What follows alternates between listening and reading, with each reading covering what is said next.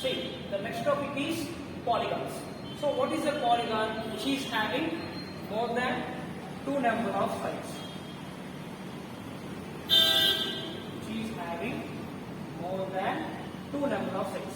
Okay, gon means sides, poly means many. That means it is having many number of sides. Okay, so why more than two number of sides? Why? Because of triangle is the closed one. Okay, without having this one, you cannot make any object. Okay, so okay, I'll tell you what is the definition of polygon. What is the definition of polygon? First of all, the definition of polygon is a closed object or a diagram or a lamina formed with elements. Elements means nothing but straight lines. Okay, this is called a polygon. Here it is, what it is, a closed object. It should be closed. If you take two number of sides, it won't close. Even if you try either ways, the two number of sides will never close. Okay.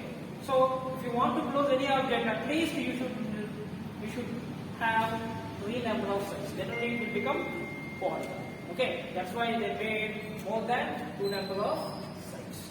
Okay. So what are the types of polygons? Like in dimensioning also there are different type of dimensions are there. So in polygons also there are different types of polygons. There are two types of polygons. One is regular polygon. Another one irregular polygons.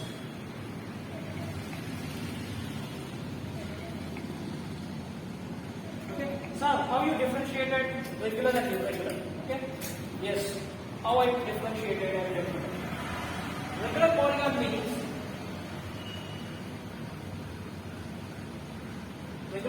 means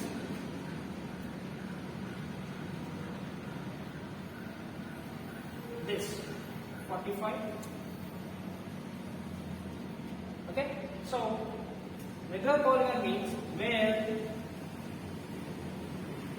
all sides are equal, and angle between them also same. This is called as regular polygon. Okay. Equilateral triangle.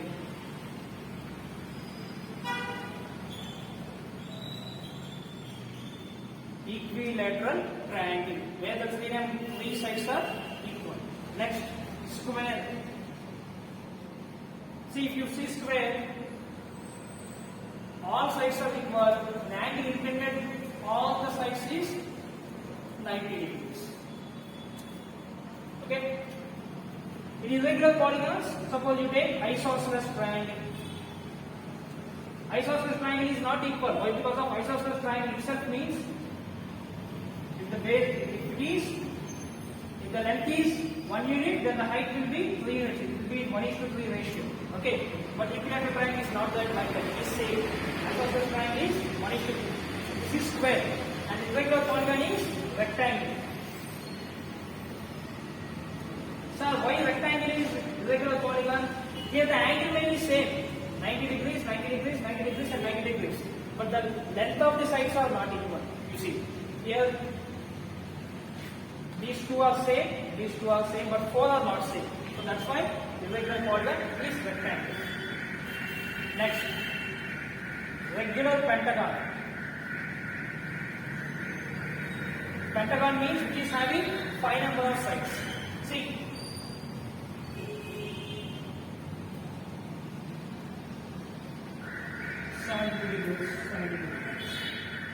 here also 72,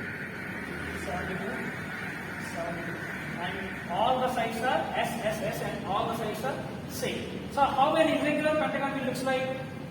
Pentagon means 5 number of sides. Okay, this is regular pentagon. What will be the irregular pentagon?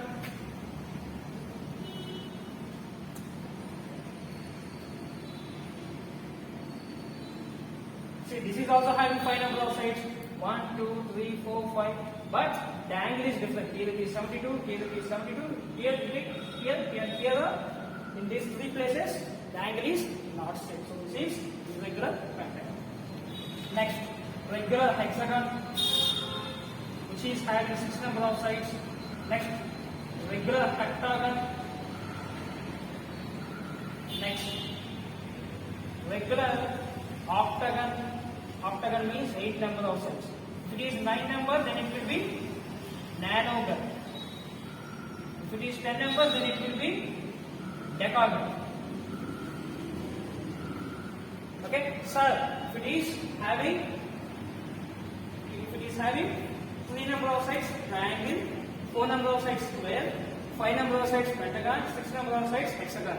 Okay, that's okay. So what if it is having infinity number of sides? It will be possible now. If it is having infinity number of sides, then the polygon is known as circle. The polygon is known as circle. Okay, circle is a polygon which is having infinity number of sides. Please make it down. Okay, you can please note it down. You will get this question in examination. Okay, I will write it here. Circle is also a polygon which is infinity number of sides. Okay, so circle also a polygon. Okay, clear? So now you got to know about what are regular polygons, what are irregular polygons. Okay, so here, sir, this is hexagon. This is square. Can you find number of parallel sides? Can you find number of parallel sides? They will ask you a question like this.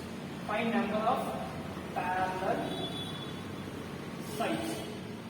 Here the number of parallel sides are 1, 2. Okay. Here 1 and 2. If it is octagon, sir, is it possible to indicate for n number of sides?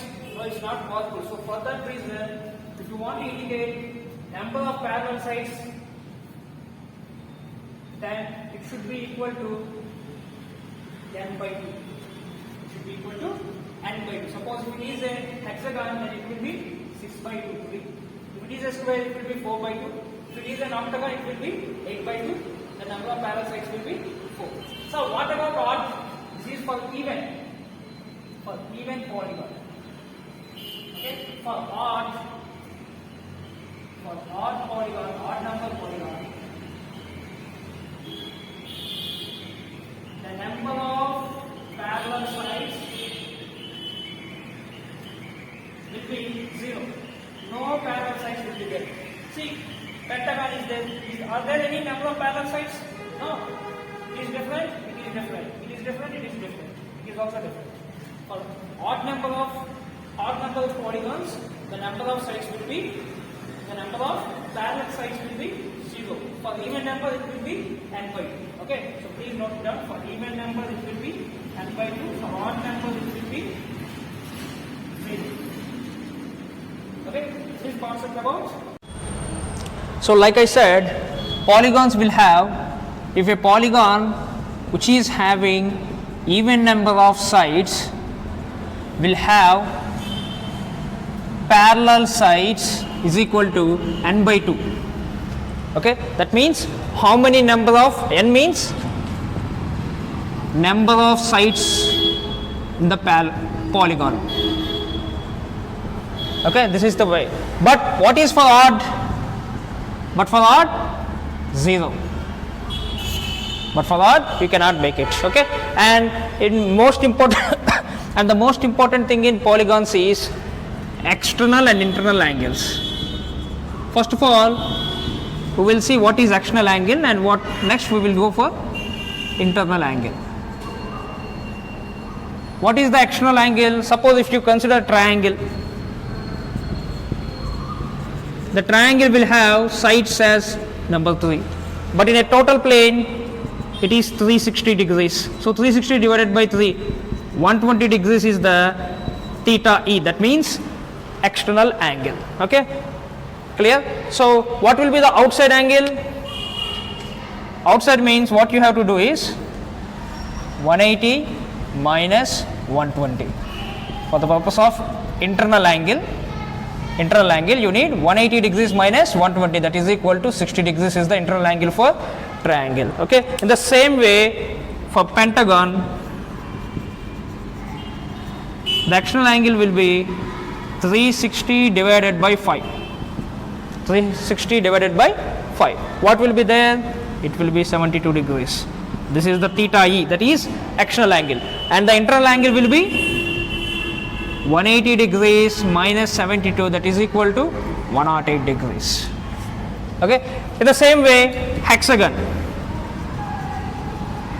theta E is equal to 360 divided by 6, 60 degrees, and the internal angle will be 180 minus 60 degrees, it will be 120 degrees. So this is about completely polygons. Okay, you must remember circle is also a polygon which is having n number of sides. So our next topic is curves. Okay, curve means, you know, a curve is an arc, or curve might be anything.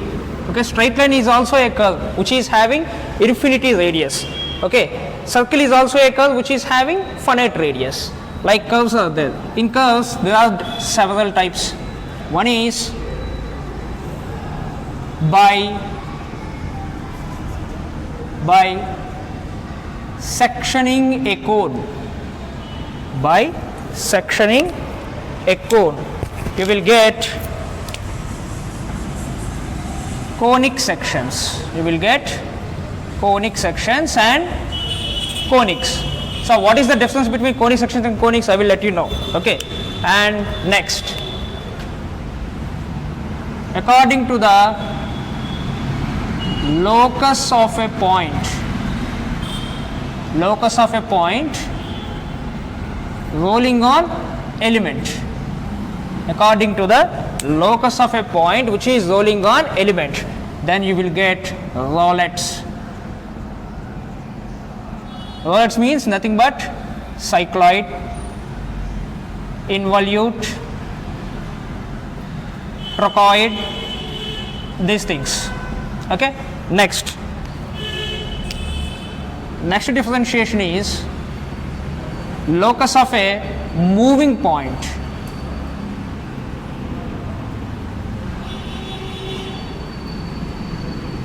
Locus of a moving point will gives you spirals. Locus of a moving point will gives you spirals. In the spiral you will have Archimedean spiral,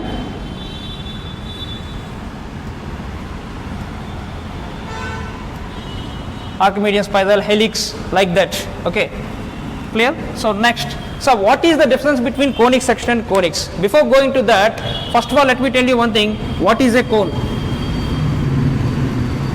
What is a cone? Cone will be shaped like this.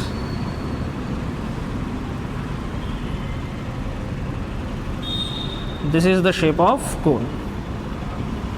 This is the shape of cone. Okay, and in this cone also we have regular and irregular. If it is a regular cone,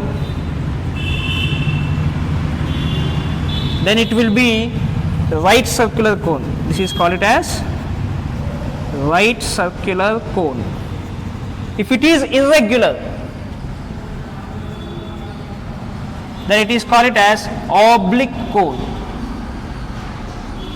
Then it is called as oblique cone. Okay, so now as we are going to deal with only regular things, so now we need to consider regular cone. What is a regular cone? It is right circular cone.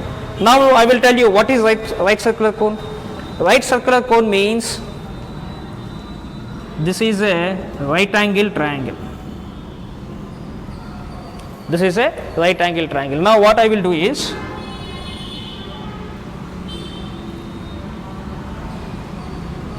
I am fixing one of the side of this right angle triangle as axis. I am fixing this one. Okay, this is O and this is B. Okay, and this is O dash. Okay, by fixing O and O dash, what I am doing is I am rotating OB. I am rotating OB. So locus of this OB, that means by fixing O and O dash, if you rotate OB for one revolution, what will happen?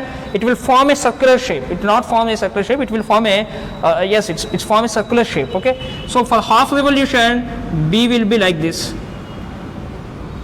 For another half, it will go like this, okay. So join this. Now what you got? This is known as right circular cone. This is known as right circular cone. Right circular cone is formed by the locus of a line. Locus of a line. Where is that line? That line is nothing but a side of the right angle triangle. Okay. So now I will tell you nomenclature of this cone. How this cone looks like. See, this is the axis point. So this is the axis line.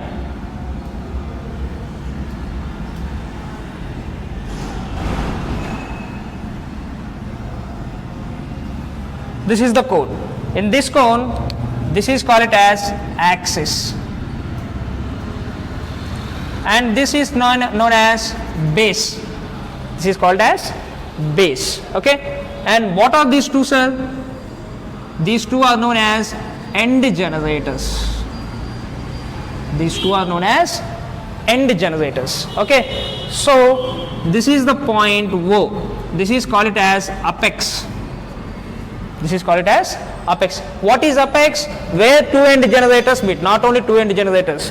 A cone will have so many generators. Why? Because of this is the line which is the locus, and this locus will be like this also.